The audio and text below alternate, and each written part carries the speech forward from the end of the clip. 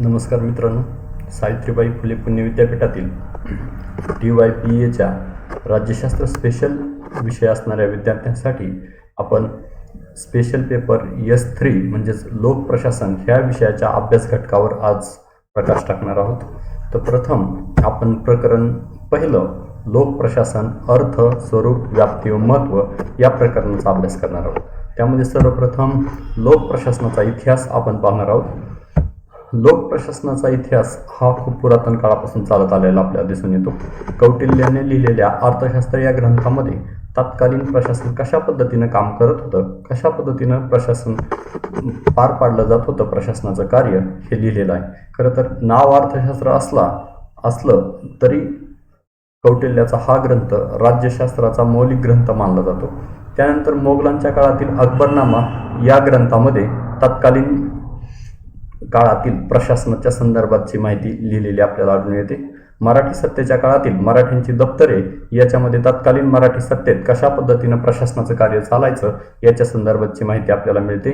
त्यानंतर भारतावर ब्रिटिशांचं राज्य आल्यानंतर ब्रिटिशांच्या काळातील प्रशासकीय अनुभव जे लिहून ठेवलेले आहेत त्याचा पण समावेश लोकप्रशासनाच्या अनुभवामध्ये करता येईल.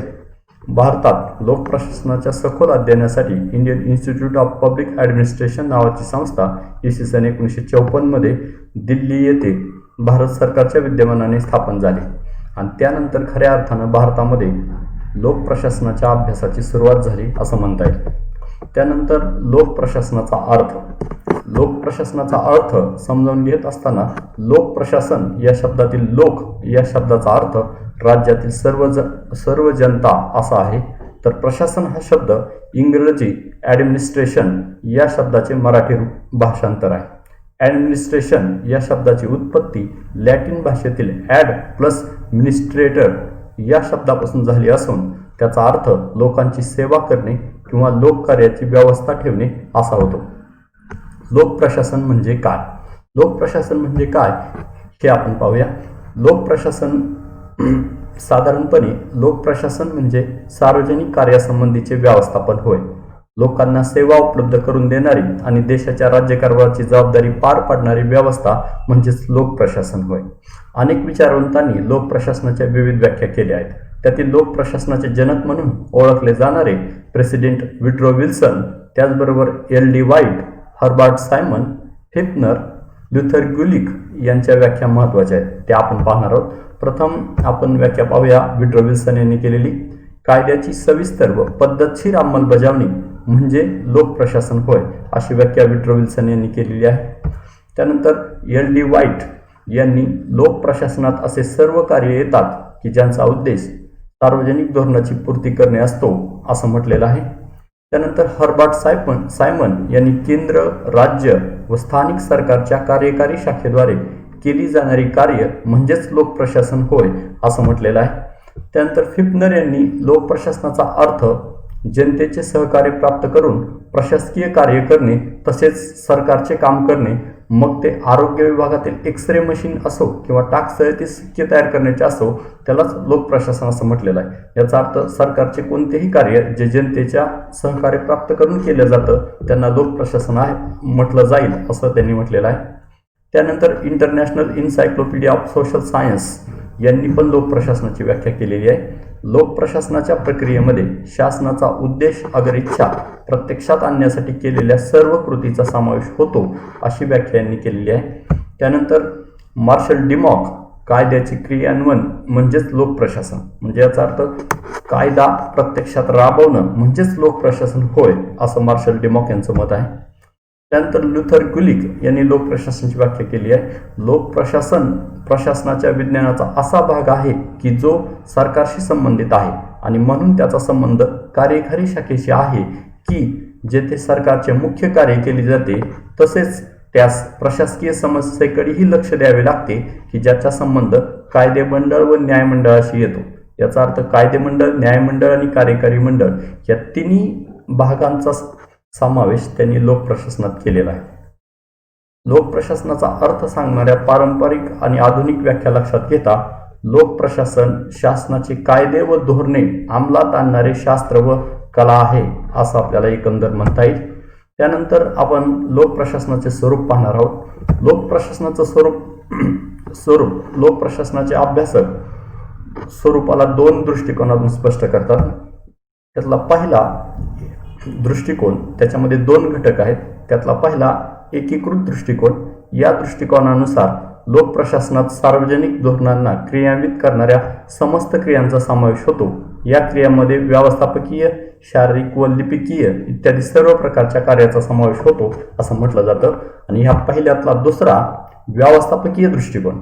या दृष्टिकोनानुसार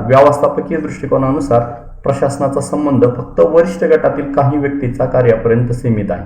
अशा व्यक्ती असतात की ज्या प्रशासनाच्या उच्च स्तरावर असतात, ज्यांच्यावर प्रशासनास कुशलतापूर्वक चालवण्याचे उत्तरदायित्व असते, जे सर्व प्रक्रियांचे एकीकरण, नियंत्रण व समन्वय करतात.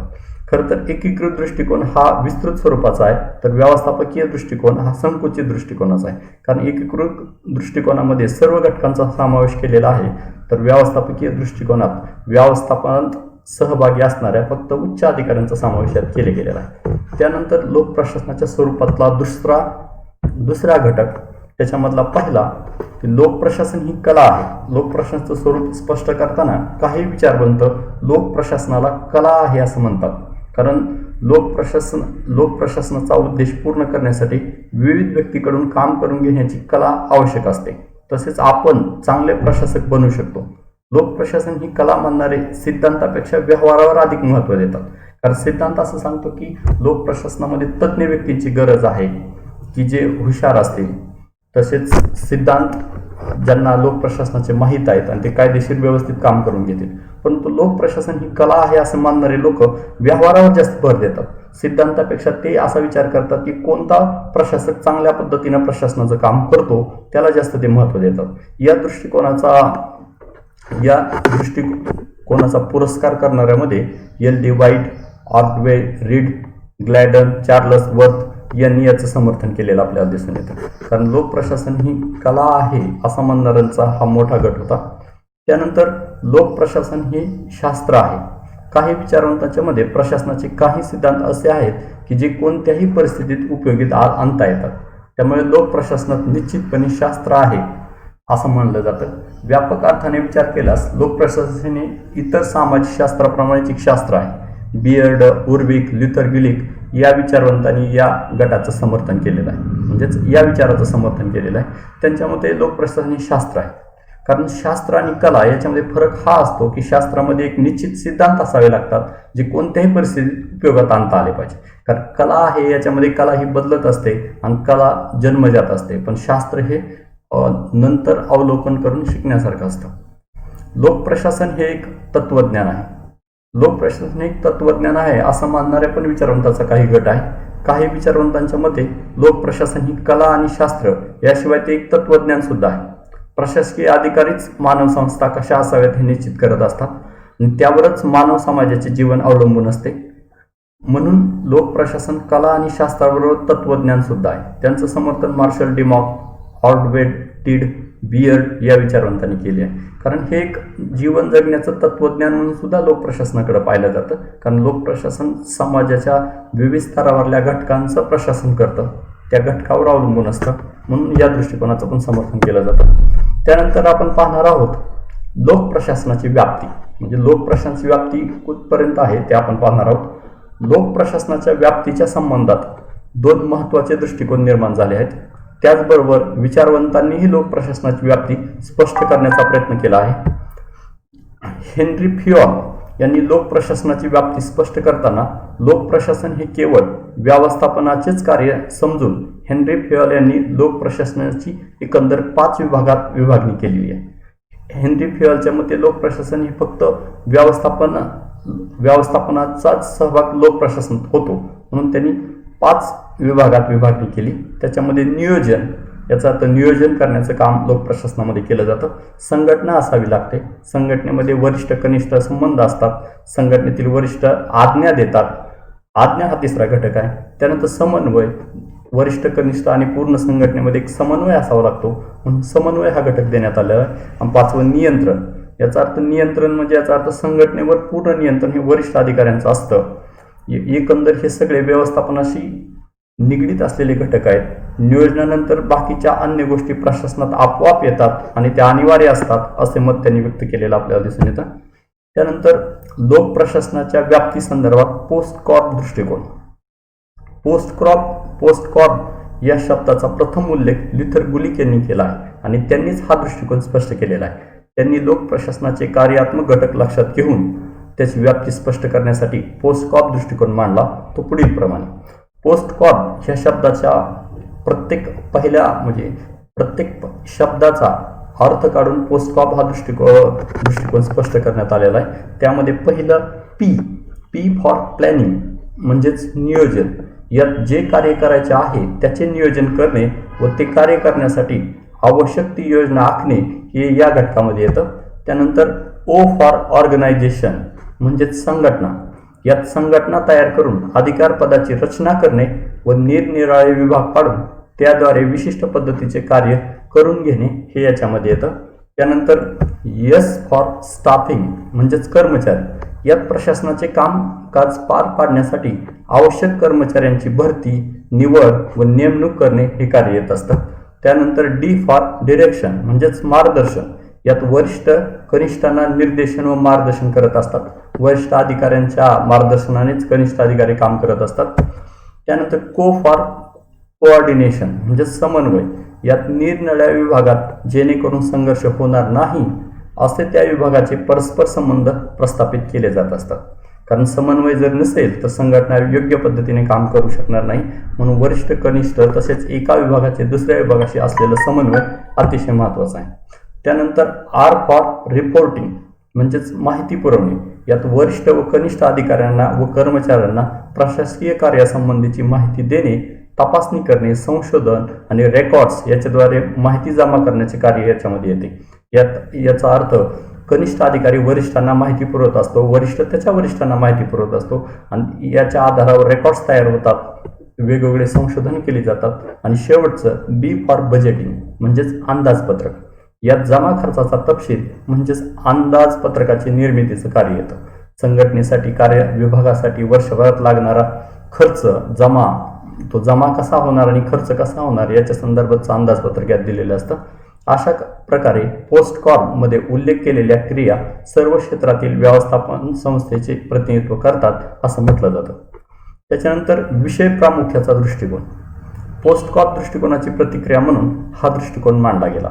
पोस्ट कॉर्प दृष्टिकोन संपूर्ण प्रशासनाच्या क्रियांना समाविष्ट करण्याच्या बाबतीत अपुरा पडतो अशी काही जणांची टीका होती. त्याच्यामुळेच त्याच्या उत्तरादाखल याची निर्मिती केली गेली. या दृष्टिकोनात 2 तत्वाचा समावेश आहे. तो पुढील प्रमाणे पाहू. पहिलं लोक प्रशासनाची मूलतत्वे. लोक प्रशासनाची मूलतत्वे याच्यामध्ये लोक प्रशासनाच्या सिद्धांतात प्रशासकीय अधिकाऱ्यांचे शासनविषयक, कायदेविषयक व न्यायविषयक कार्य याचाही अभ्यास यात केला जातो. दुसरं शासकीय नियंत्रणाच्या वेगवेगळ्या प्रकाराचं अध्ययन याच्यामध्ये केलं जातं. तिसरं प्रशासनातील व्यक्तिगत समस्या व कर्मचाऱ्यांशी निगडीत प्रश्न याचा अभ्यास याच्यामध्ये येतो. प्रशासनातील नियोजन, संशोधन, माहिती, लोकसंपर्क, लोकसेवा इत्यादी गोष्टीचा अभ्यास चौथ्या ह्याच्यामध्ये केलेला आपल्याला दिसून येतो. त्याच्यानंतर व्यावहारिक प्रशासन. जगातील निरनिराळ्या प्रमुख देशात प्रशासकीय पद्धत कशी आहे, निरनिराळ्या प्रकारच्या शासनात प्रशासकीय पद्धत कोणत्या स्वरूपाची आहे ते पाहणं व्यावहारिक प्रशासनामधला पहिला मुद्दा आहे. दुसरा मुद्दा राज्य शासनाच्या निरनिराळ्या विभागांची कार्य व तंत्र पुढारलेल्या राज्यात कशा प्रकारचे आहे याचा अभ्यास करणं हे पण याच्यामध्ये येतं. जगातील निरनिराळ्या देशात प्रशासकीय संघटना व पद्धती कशी आहे व शासनातील स्थानिक, प्रांतिक व राष्ट्रीय स्तराचा परस्पर संबंध कसा आहे ते पाहणं हे पण व्यावहारिक प्रशासनामध्ये येतं. महत्त्वाच्या व पुढारलेल्या देशात लोक प्रशासनाचे तत्वज्ञान कोणते आहे हे पाहणं सुद्धा व्यावहारिक प्रशासनामध्ये येतं. एका देशाच्या शासनाचा दुसऱ्या देशाच्या शासनावर कोणता परिणाम होतो याचा अभ्यास पण व्यावहारिक प्रशासनात केला जातो. तात्पर्य असे की व्यावहारिक प्रशासन हे आपणास राष्ट्रीय दृष्टीने राष्ट्रीय स्तरावरून, आंतरराष्ट्रीय दृष्टीने आंतरराष्ट्रीय स्तरावरून अभ्यासावे लागते. हीच लोक प्रशासनाची व्याप्ती आहे. म्हणजे व्यावहारिक प्रशासनामध्ये वेगवेगळ्या देश आणि आपला देश याचा तुलनात्मक अभ्यास होतो. म्हणजे त्यांच्या प्रशासनाच्या त्या पद्धतीनं त्यांच्या देशातलं प्रशासन कसं चालतं याचा विचार करून म्हणजे याचा अनुभवाचा उपयोग करून आपल्या देशामध्ये प्रशासनात कोणते बदल घडवून आणायचे या दृष्टिकोनातून विचार व्यावहारिक प्रशासनात केला जातो असं आपल्याला म्हणता येईल. त्यानंतर लोक प्रशासनाचं महत्त्व.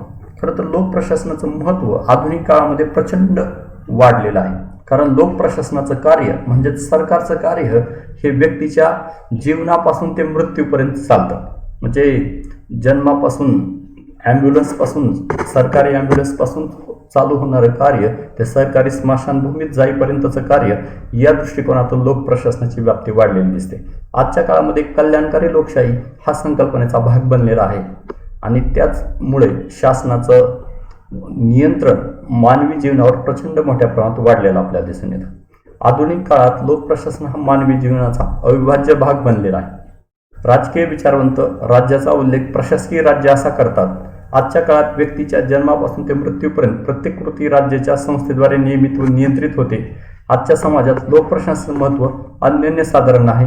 लोक प्रशासनाच्या अस्तित्वाशिवाय संस्कृती नीतिमूल्य एवढेच नव्हे तर समाज आणि राज्य यांची सुद्धा कल्पना सुद्धा करता येत नाही, एवढं लोक प्रशासनाचं महत्त्व वाढलेलं आहे. समाजाच्या विकासासाठी लोक प्रशासनाची आवश्यकता आहे. समाजामध्ये कायद्याचं राज्य अस्तित्वात राहावं यासाठी लोक प्रशासनाची गरज आहे.